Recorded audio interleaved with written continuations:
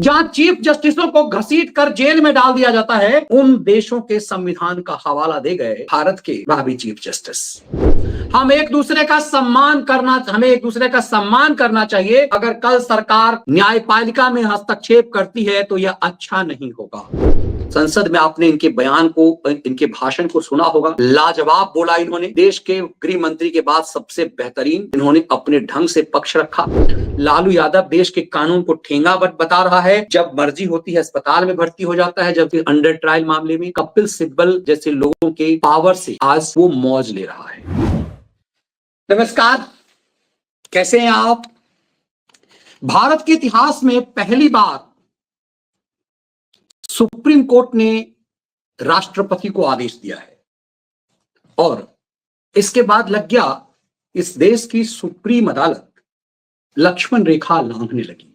कमाल की बात यह है कि भारत के सुप्रीम कोर्ट के उस जज ने पाकिस्तान के संविधान का हवाला दे दिया, श्रीलंका के संविधान का हवाला दे दिया।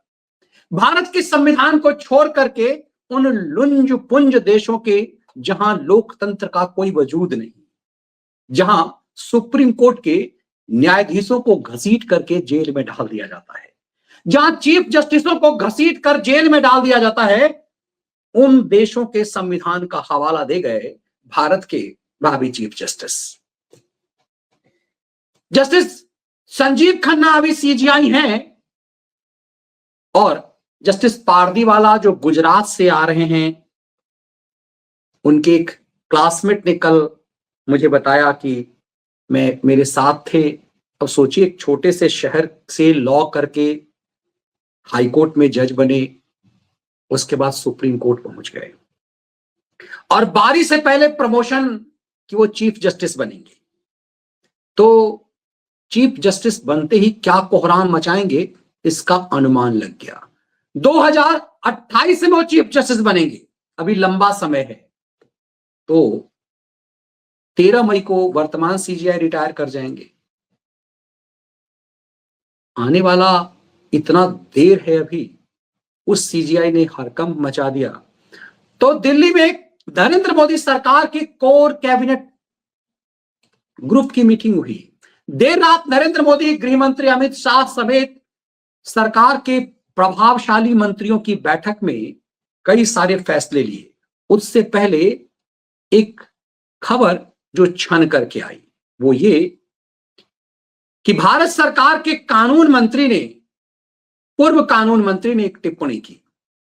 और जब ये कानून मंत्री बने थे तो किसको हटा करके बने थे, ध्यान है आपको? रविशंकर प्रसाद को हटा करके किरण रिजिजू को प्राय कानून मंत्री बनाया था। और उस समय भी किरण रिजिजू के तेवर बड़े तीखे थे। किरण रिजिजू को जब देश का कानून मंत्री बनाया, सब कुछ ठीक ठाक रह रहा था। उस समय भी उनकी टिप्पणी मायने रखते थे। तब मैंने कहा था कि मोदी ने किरण रिजिजू को क्यों कानून मंत्री बनाया, लेकिन उससे जरूरी था किरण रिजिजू को इस देश का अल्पसंख्यक मामले का मंत्री होना। इस देश के इतिहास में पहला गैर मुस्लिम अल्पसंख्यक मामले का प्रभावशाली मंत्री है किरण रिजिजू। इससे पहले वो कानून मंत्री थे। तो किरण रिजिजू अभी वक्फ बिल को लेकर चर्चा में है। इतिहास में उन्हें याद किया जाएगा कि भारत का सबसे प्रभावशाली कानून का अमेंडमेंट जो संसद में हुआ, उसके मंत्री थे किरण रिजिजू। और जिस समय सुप्रीम कोर्ट सीमाएं लांघ रहा था चंद्रचूड़ के दौर में, उस समय भी सुप्रीम कोर्ट के देश के कानून मंत्री थे किरण रिजिजू। तो क्या किरण रिजिजू को फिर से कानून मंत्रालय का जिम्मेदारी मिलने वाला है? आखिर मोदी सरकार का कोई मंत्री यूं ही बयान नहीं देता। किरण रिजिजू मोदी सरकार के एक महत्वपूर्ण मीटिंग से पहले क्या कह गए, जरा इसको समझिएगा।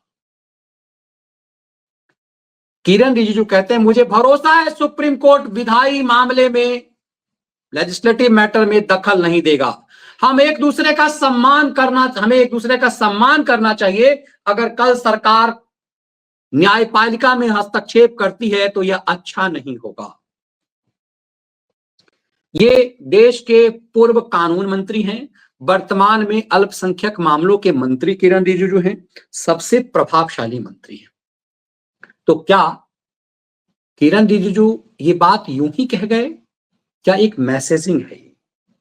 युवा एवं खेल मंत्रालय के बाद किरण रिजिजू को सीधे कानून मंत्री बनाया गया था और यह उम्मीद की जा रही थी कि जो काम रविशंकर प्रसाद कर नहीं पा रहे हैं, कोर्ट फिक्सरों को रविशंकर प्रसाद नियंत्रित नहीं कर पा रहे हैं, बल्कि कोर्ट फिक्सरों के मित्र बन करके साला जीजा का खेल कर रहे हैं। साला जीजा जो है कांग्रेस पार्टी में मौज ले रहा है और साला बीजेपी में रह करके साला जीजा का जो ये गेम चल रहा था, उस गेम को नरेंद्र मोदी ने खत्म कर दिया। उस समय भी कई लोग कहते थे, जब मैंने एक मुहिम चलाया था उस दौर में, जो पुराने साथी होंगे, कि रविशंकर प्रसाद को मोदी मंत्रालय से हटाया जाना चाहिए। उस समय रविशंकर प्रसाद केंद्र के मंत्रिमंडल में सबसे सीनियर थे और मेरे जैसे लोगों का यह आवाज उठाना कि रविशंकर प्रसाद का मंत्रिमंडल से बाहर होना जरूरी है, क्योंकि सुप्रीम कोर्ट में कुछ भी नहीं कर पा रहे हैं और मोदी सरकार ने कुछ ही दिनों में जो कैबिनेट रिसफल होना था उसमें एक बहुत महत्वपूर्ण फैसला ले लिया और रविशंकर प्रसाद बाहर हो गए। ये वीडियो आप लोगों ने देखा होगा उस दौर में जब हमने विश्लेषण किया था, मुझे भी अंदाजा नहीं था। और किरण रिजिजू तब देश के कानून मंत्री बने थे। किरण रिजिजू जब तक कानून मंत्री रहे, उन्होंने कोहराम मचाए रखा, नाथ करके रखा। लेकिन सरकार को यह लगा, नरेंद्र मोदी को यह लगा कि वक्फ अमेंडमेंट के लिए उसके पास किरण रिजिजू जैसा ही मंत्री चाहिए। देश का पहला ऐसा गैर इस्लामिक मंत्री किरण रिजिजू बने और उसके बाद उन्होंने हिस्टोरिकल काम कर दिया, जिसके लिए इतिहास उन्हें याद रखेगा। तो क्या आने वाले समय के भावी कानून मंत्री हैं जो ये कह रहे हैं सीधे तौर पे? और मैं क्यों कह रहा हूं, ये सब चीजें देश में दमादम हो रहा है। इस देश के इतिहास में पहली बार इस परिवार के ऊपर चार्जशीट हो रहा है। ये चार्जशीट हुआ तो देश में सबके सब ये पूरा इस मां बेटे के अंदर ऊपर चार्जशीट, उसके बाद जिजवा को 4/420 में जिजवा पर शिकंजा कसा हुआ है। देश में अराजक स्थिति हो सकती है। क्या उस अराजक स्थिति में सुप्रीम कोर्ट का जज कोई खेल कर सकता है? क्योंकि सुप्रीम कोर्ट की टिप्पणी, राष्ट्रपति पर यह टिप्पणी चौंकाने वाला है। इसीलिए किरण रिजिजू ने सीधे तौर पर यह बात कही है कि मुझे भरोसा है सुप्रीम कोर्ट विधायी मामले में, लेजिस्लेटिव मामले में कोई दखल नहीं करेगा। हमें एक दूसरे का सम्मान करना चाहिए। अगर कल न्यायपालिका में हस्तक्षेप करती है सरकार तो अच्छा नहीं होगा। ये सीधे तौर पर भारत सरकार का चुनौती है कि हम जुडिशियल रिफॉर्म ले आएंगे और संसद यदि कानून बना देगा तो आप कुछ नहीं कर सकते। सुप्रीम कोर्ट की कोई हैसियत नहीं है। सुप्रीम कोर्ट यदि संसद द्वारा पास कानून पर स्टे भी कर देता है तो संसद इसको मानने के लिए बाध्य नहीं है। अब इस पूरे खेल को समझिए कि क्यों किरण रिजिजू को कहना पड़ा कि अगर कल सरकार न्यायपालिका में हस्तक्षेप करती है तो यह अच्छा नहीं होगा।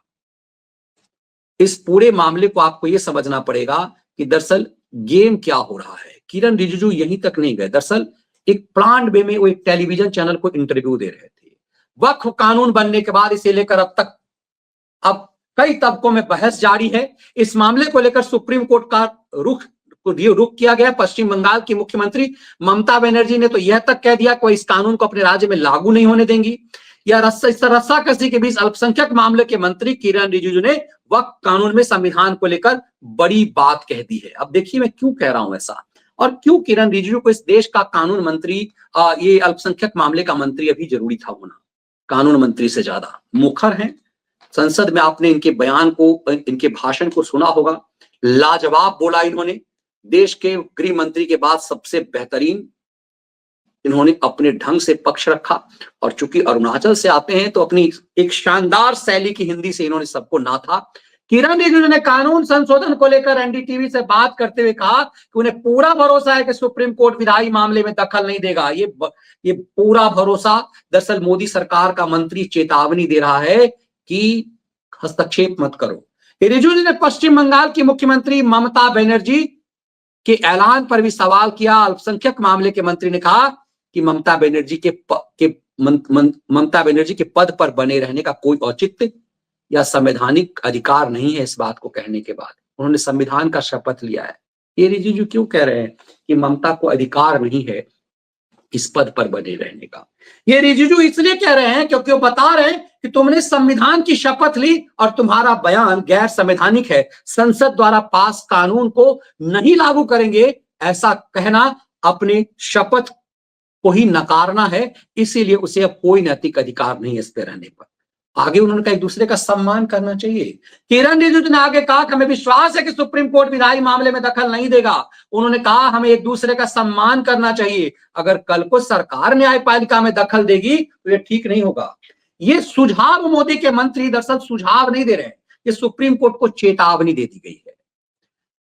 किरण रिजिजू ने कहा कि शक्तियों का बंटवारा स्पष्ट रूप से परिभाषित है कि मैंने किसी भी दूसरे विधेयक को इतनी बारीकी से जांचा हुआ नहीं देखा है। इस पर 1 करोड़ लोगों ने अपनी राय दी है और जेपीसी की सबसे ज्यादा बैठकें राज्यसभा में हुई, ये रिकॉर्ड में है। अब किरण बाबू ऐसा क्यों कह रहे हैं? ये सब बात प्रधानमंत्री कह चुके हुए हैं। ये दरअसल एक सुप्रीम कोर्ट में जो अभी वक्फ अमेंडमेंट पे चर्चा हो रही है उसको लेकर के भी एक मैसेजिंग है।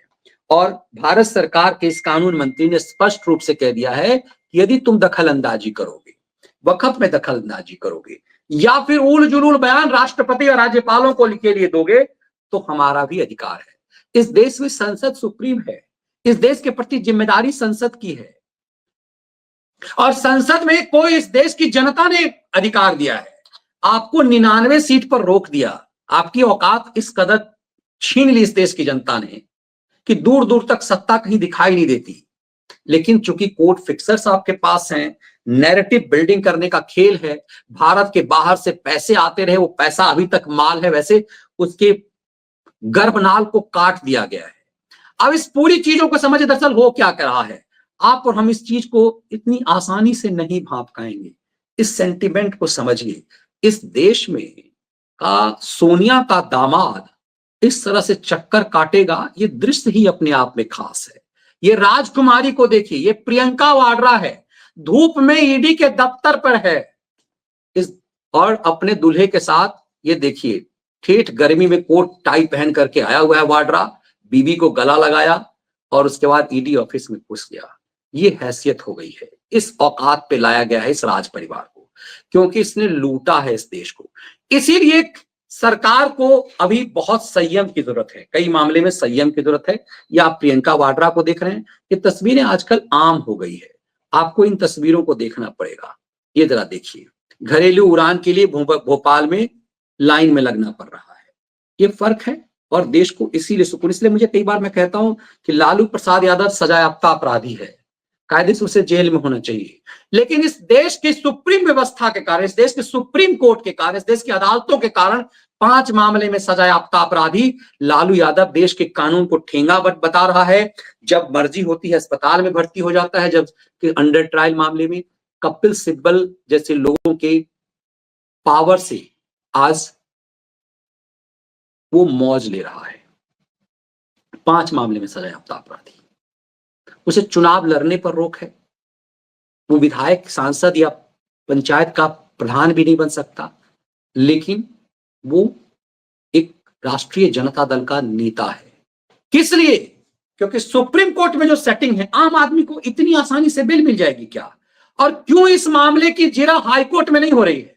लोअर कोर्ट में जो लालू यादव को सजा हुई, यदि उसे बरी होना है, यदि उसे जेल के बाहर रहने का मजा लेना है, तो कायदे से हाईकोर्ट में उस मामले को चैलेंज करके हाईकोर्ट में इस मामले को आनंद फानंद में निपटाया जाना चाहिए था। लेकिन हाईकोर्ट में इस मामले की सुनवाई नहीं हो रही है। लोअर कोर्ट में सालों पहले जजमेंट आ गया। 2013 में ही लालू प्रसाद यादव को 5 को पहली सजा हुई थी। 2013 में 11 साल पहले उसे सजा हुई और उसने 11 साल बीत गए, उसने सजा नहीं काटे। कायदे से उसे चैलेंज हाईकोर्ट में करना चाहिए, हाईकोर्ट उसको बरी कर देता लालू यादव को, लेकिन नहीं, सिब्बलों के माध्यम से उसे रोके रखा। इसीलिए किरण रिजिजू कह रहे हैं कि आप ज्ञान जो बखार रहे राष्ट्रपतियों को, भारत की सुप्रीम कोर्ट को समझना चाहिए। 75,000 से ज्यादा केसेस पेंडिंग है इस देश के सुप्रीम कोर्ट में। राष्ट्रपति को निर्देश देने से पहले बहुत कुछ सोचने की जरूरत है। इसलिए अभी पारदीवाला साहब को तो बहुत समय है इस देश का मुख्य न्यायाधीश बनने में। इसीलिए किरण रिजिजू ने कहा कि आप हस्तक्षेप मत कीजिए, वरना यदि सरकार हस्तक्षेप करने लगी तो मुश्किल हो जाएगी।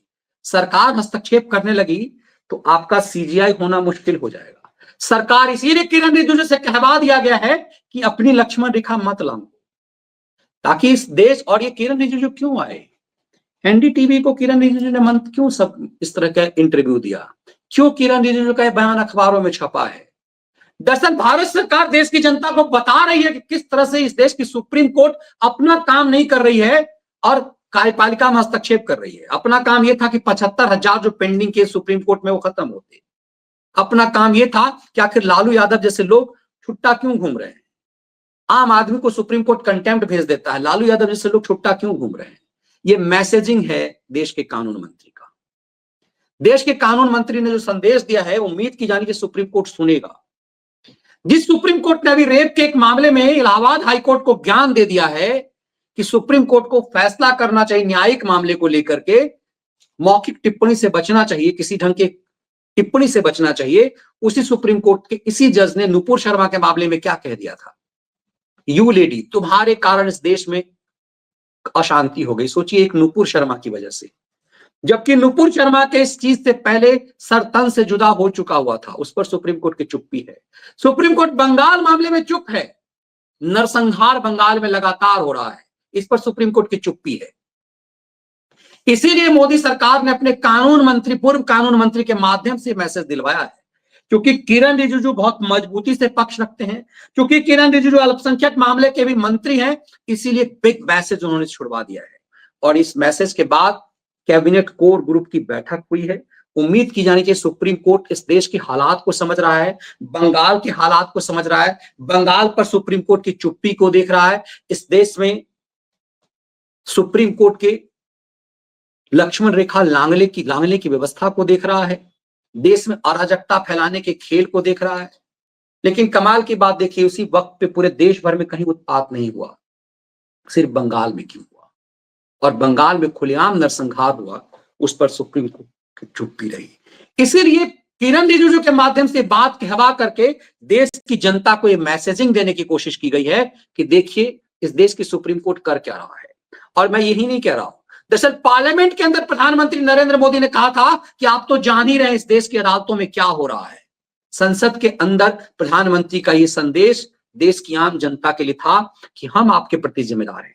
इस देश की संसद, इस देश की लोकसभा के सदस्य इस देश की जनता के प्रति जिम्मेदार है, सुप्रीम कोर्ट इस देश की जनता के प्रति जिम्मेदार नहीं है। इसीलिए कानून मंत्री, पूर्व कानून मंत्री का यह बयान बहुत मायने रखता है। उम्मीद की जानी चाहिए कि सुप्रीम कोर्ट भारत सरकार की इस मूड को समझ रहा होगा। उम्मीद करना चाहिए कि भारत के भावी सीजीआई भी इसको समझ रहे होंगे।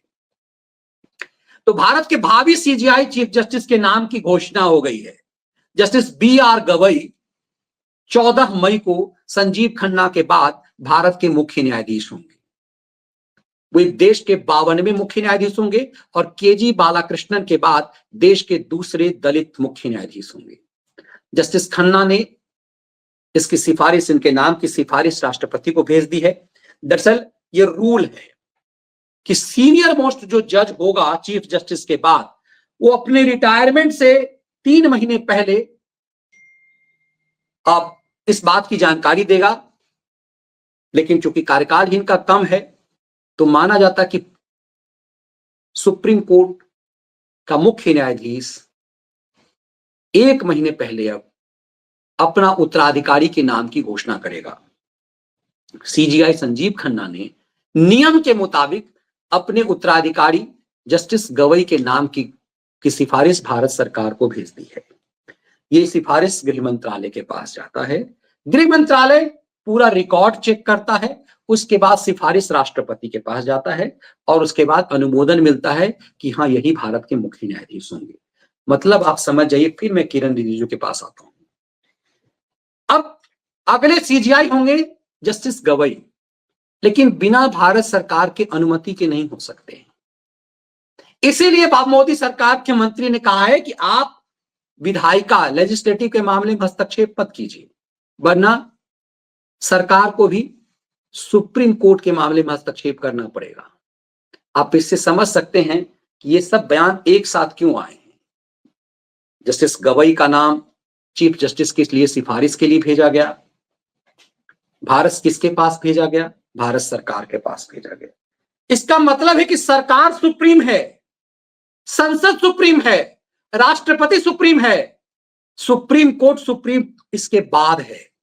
और यही मैसेजिंग मोदी सरकार ने अपने मंत्री के माध्यम से कर दी है। मोदी कई बार बहुत कुछ इशारों में कर देते हैं, आगे आगे देखिए होता है क्या। अभी इस अगला विश्लेषण सुप्रीम कोर्ट में आज हुए जीरा पे करूंगा, जो वक़्फ़ पे बहुत शानदार जीरा हुई है, उसे समझने की कोशिश करेंगे। कैसे सिब्बल सिंह भी धवन, सोनिया कोटे के तमाम वकील सीजीआई को घेरने की कोशिश की और उस पे क्या हुआ इंटरनल, वो पूरी रिपोर्ट इकट्ठा कर 6 बजे आपके सामने रखूंगा। तो इस वीडियो विश्लेषण को हम लोग यहीं विराम देते हैं। जय हिंद, वंदे मातरम।